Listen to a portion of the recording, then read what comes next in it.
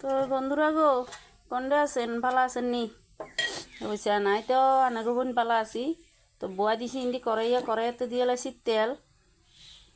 তো এইসান কিয়ে লইয়া লাইছি। তো ডিমেগেন আছে না, এই ডিমেগেনরে আই বেসনের তো দি ভাজমো। তাই আইন দি বেসনের ব্যাটার বানাই লাইছি, বেসন দি চালের গুঁড়া দি ব্যাটার বানাই লাইছি। অনেকবার একখান দি আমি ভাজমো। তো ভাজি সারি এখানে কি দিয়ে রান্ধু মানরা চাইয়েন।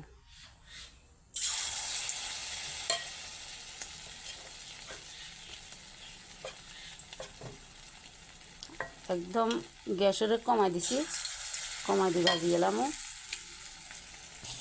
তো এসান ডিম তো ভাজি এলাছি, দেখছেন ডিম এখানে বুঝা জানি এখানে ডিম দিয়ে দেখছেন নি কি সুন্দর করে ভাজি। তো এমন বুঝাই যান না।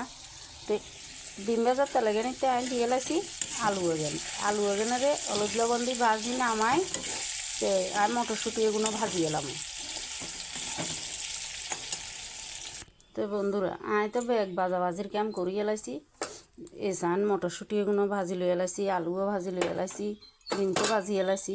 তো এবার আমি তেলে নিতে দিয়ে এলাম দুগা মেথি হাতা, মানে কাসুরি মেথি। তো মেথি হাতা এগুলো বিচারি। তো এবার আমি দিয়ে এলাম হচ্ছে অন্য মশলা এগেন বেগেন, যেমন এসান বড় বড় করে পেঁয়াজ কাটি রাখছি, এই পেঁয়াজগুলো দিয়ে এলাম।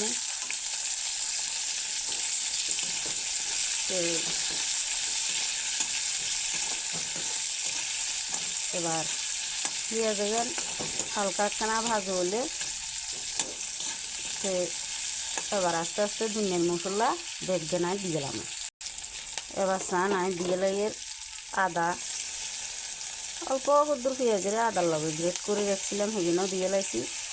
এবার দিয়ে লাইছি কাঁচামরিচ। তো ঘটনা হয়েছে তরকারিতে মেথি হাতা দিলে আঁতে যে সোয়াদ লাগে, মানে মেথি হাতার গন্ধ মেন আঁতে যে ফাইন লাগে, মানে আয়নের করে বুঝাইতাম হারিয়ে না। এবার আমি একখান করে দুনিয়ার মশলা এখন বেগেন দিয়ে গেলাম। হলদের গুঁড়া দিয়ে লাইছি, জিরা ধনিয়ার গুঁড়োও দিয়ে লাইছি।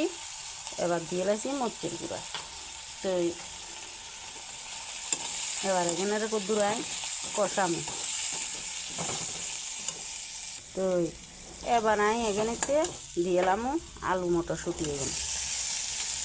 তো আগে দিতে লবণ অল্প করে বাজাইতে দিছি, অন সোয়াদ মতন লবণও দিয়ে এলাম। এই ইচ্ছা করি এখানে মিশাম।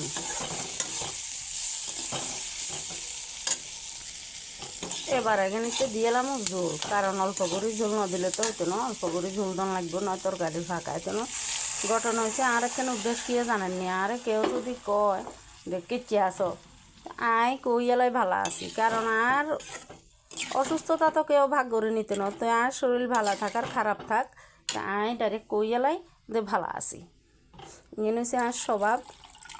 তো যেমন সেই সময় ভিডিও শুরুতে আই আন্নার করে গেছি আই আন্না গোবন ভালো আছি, বাট আই ভালো নাই, আর শরীর ভালো নাই, ইলে যে কথাবার্তাও কম কইয়ের, কথা কইতে এত একটা মজাও লাগে না।